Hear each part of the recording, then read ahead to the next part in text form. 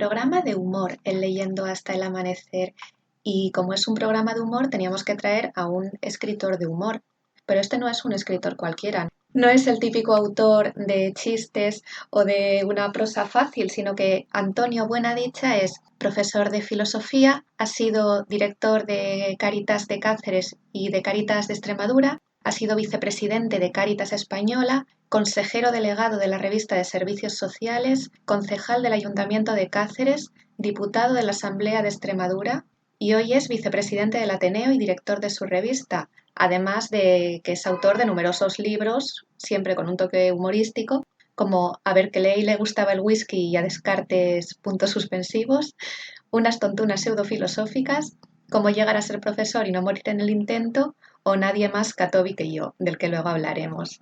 ¿Qué tal, Antonio? Hola, buenos días. Bueno, antes de nada, ¿cómo entiendes tú el humor?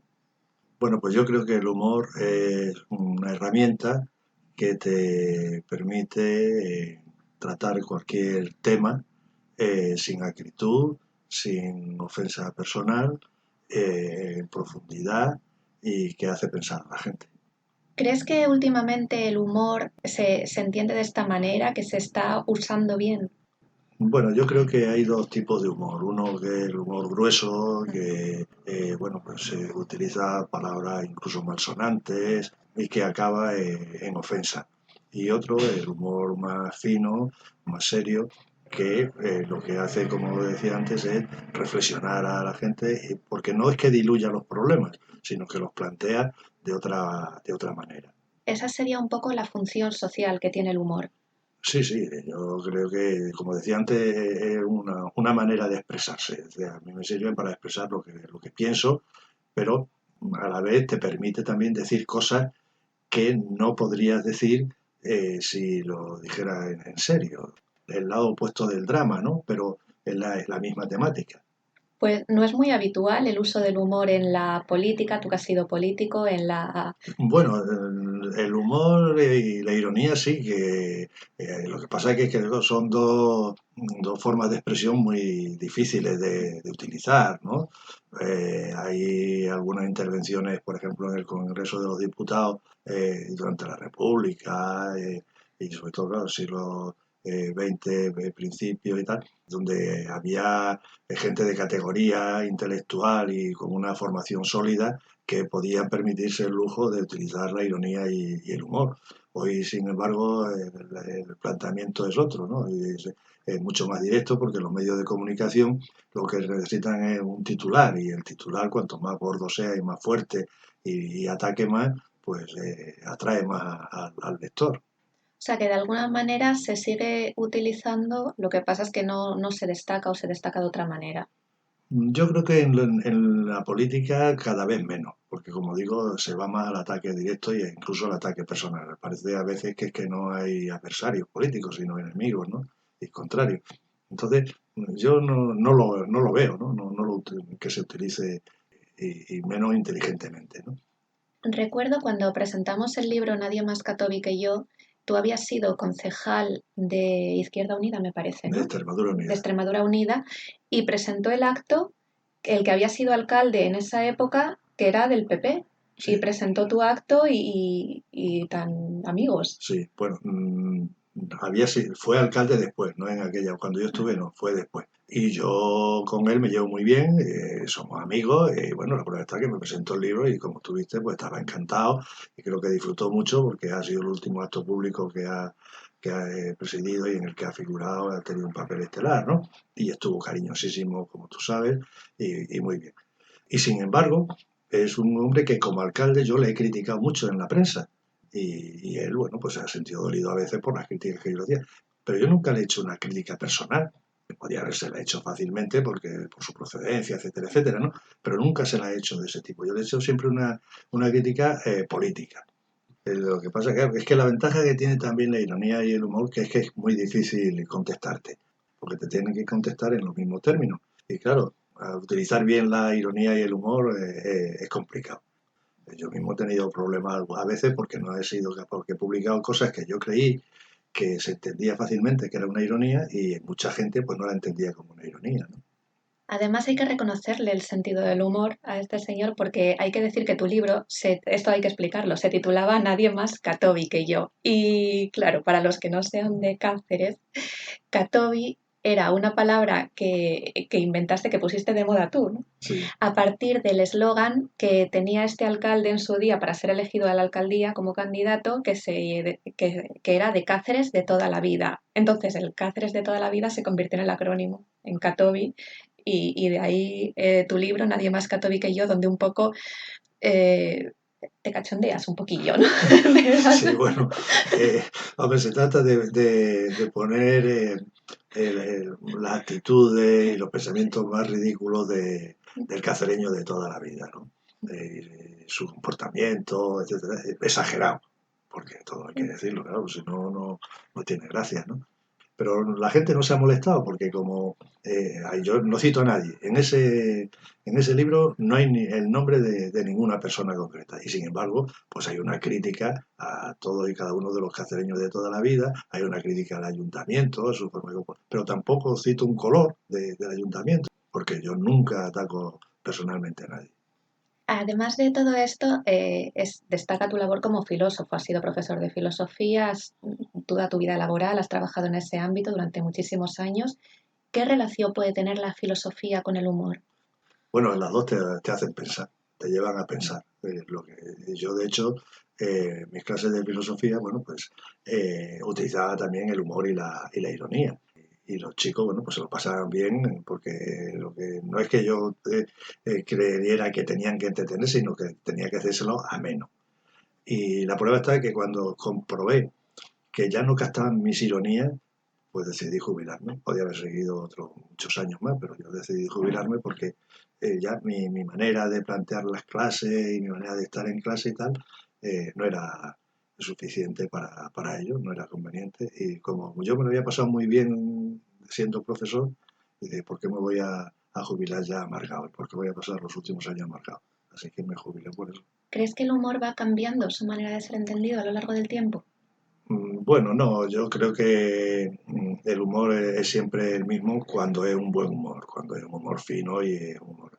Lo que pasa es que claro, es cuando se utiliza humor grueso, cuando se utiliza el humor como ataque personal, cuando va unido a insultos, a exabruptos, a críticas acerbas, etcétera, etcétera, pues entonces se convierte en otra cosa, ¿no? Y eso sí, yo creo que está cambiando un poco. Ahora es más burdo, creo yo, no hay tanta finura.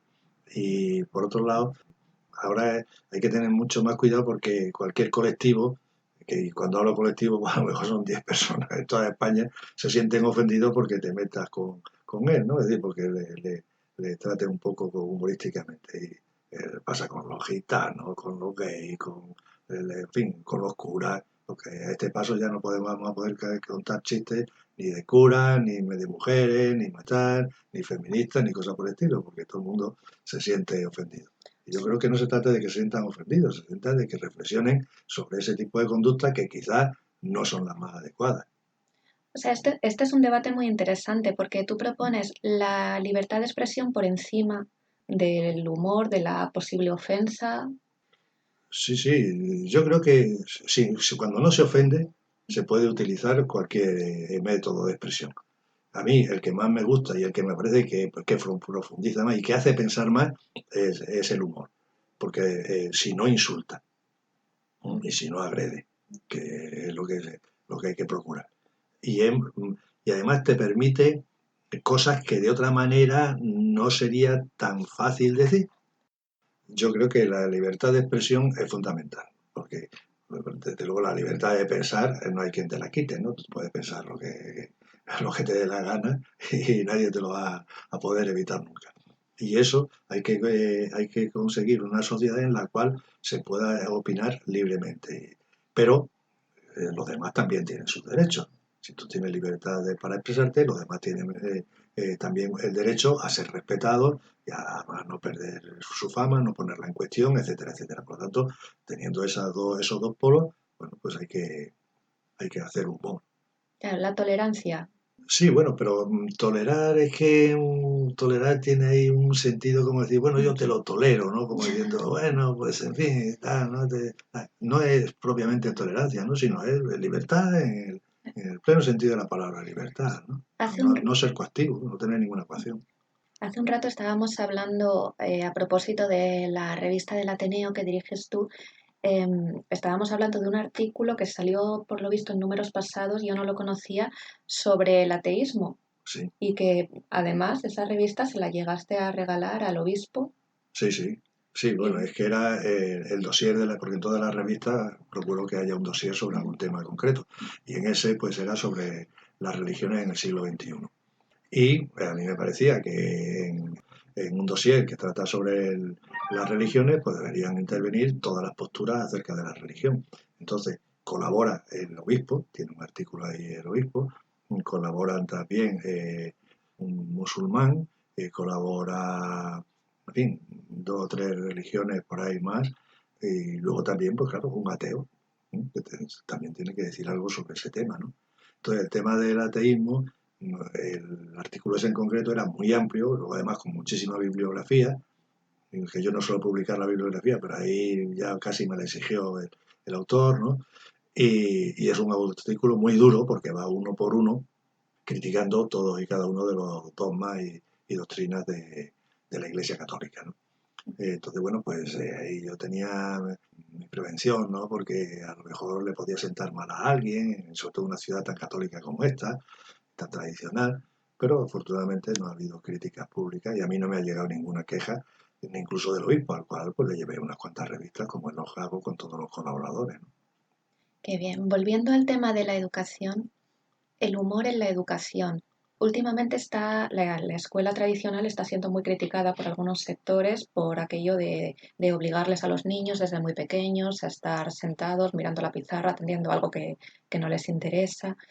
¿Tú propondrías de alguna manera el humor para poder solventar esta situación, para poder hacer más amena las horas de clase?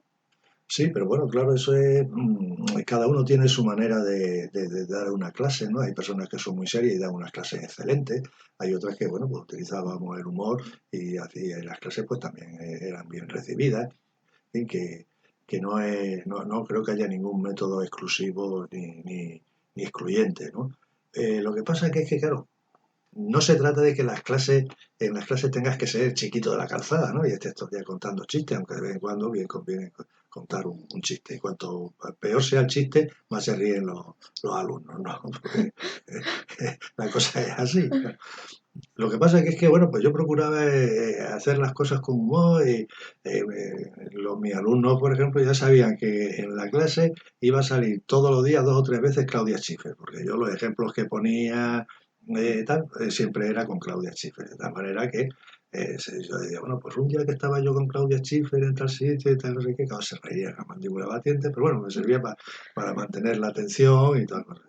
Tan es así que había por entonces un año un programa en televisión en el que iba un individuo y le llevaban una persona a la que admiraba o a la que quería, en fin, cosas por el estilo. Y me dijeron que iban a ir a televisión, a pedirle a televisión que me llevaran a mí y llevaran allí a Claudia Schiffer. Claro, yo me negué, me puse, oye, que yo no quiero hacer el tonto por ahí y el ridículo en toda España, bastante lo hago ya aquí como para que encima se rían de mí en toda España. Pero bien, te quiero decir que yo no era una clase de humor, era una clase de filosofía en la que yo utilizaba, bueno, pues técnicas para poder atraer su atención, mantenerla y que se enteraran y comprendieran bien el tema que ¿Qué explicaba. consejo le darías a los profesores de ahora? Bueno, pues mira, yo aquí en Cáceres precisamente y en Extremadura lo que les daría sería un consejo, que sean mucho más exigentes. Porque estamos en una tierra en la que ya llevamos siglos desde que se dijo por primera vez que era una tierra de gente que no se comprometía, que pasaba de las cosas, que no se implicaba, que, en fin, todas esas cosas. Bueno, el diagnóstico está hecho desde hace muchos siglos y no se ha cambiado.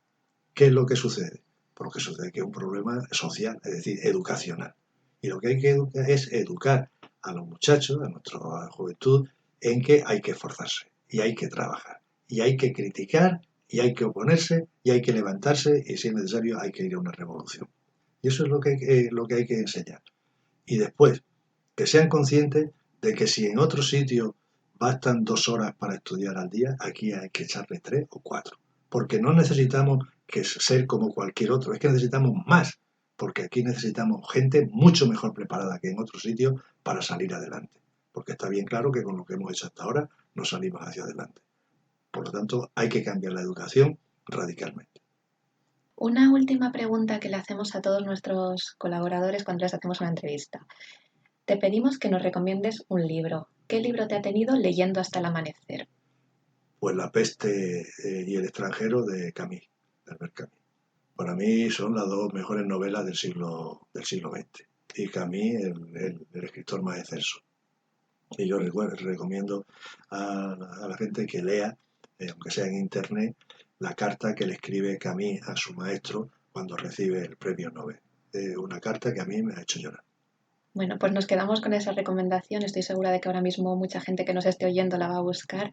Y muchísimas gracias por haber aceptado la entrevista. Muchas gracias a ti, Cristina. Muchas gracias. Tal vez.